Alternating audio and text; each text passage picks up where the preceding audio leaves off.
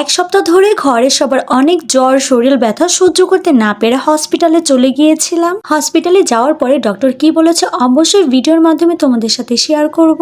আসসালামু আলাইকুম everyone, this is Rumi and welcome to Rumi lifestyle. প্রায় এক সপ্তাহ ধরে ঘরের সবার জ্বর, শরীর ব্যথা, অনেক ওষুধ খাওয়ার পরেও কিন্তু কিছুতে কমছিল না।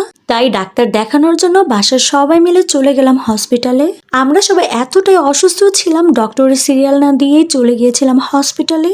ডক্টরের সিরিয়াল না দেওয়ার কারণে কিন্তু আমাদের সবার অনেকক্ষণ অপেক্ষা করতে হয়েছিল।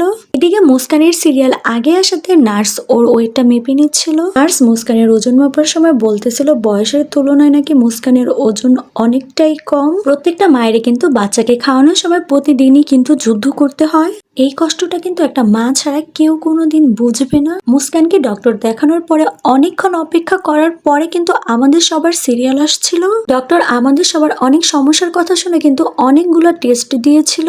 আমাদের ঘরের সবার জ্বরের কথা শুনে কিন্তু ডক্টর ভাবছিল ভাইরাস জ্বর, না হলে কিন্তু ডেঙ্গু হওয়ার সম্ভাবনা আছে। এই ভাইরাস জ্বরের কারণে বাসার সবাই এক সপ্তাহ ধরে কিন্তু ঘরবন্দি হয়ে আছি। ভয়েস ওভার দেওয়ার সময় কিন্তু আমার শরীরে হালকা হালকা জ্বর ছিল। জানি না ভয়েস ওভারটা কতটুকু ভালো হয়েছে। শরীর অনেকটা অসুস্থ থাকার কারণে কিন্তু ভিডিওটা বেশি বড় করছি না। আজকে কিন্তু ভিডিওটা এই পর্যন্তই শেষ। সবাই ভালো থাকবেন, সুস্থ থাকবেন, আমাদের সবার জন্য দোয়া করবেন। Thanks for watching. আল্লাহ হাফেজ, বাই বাই।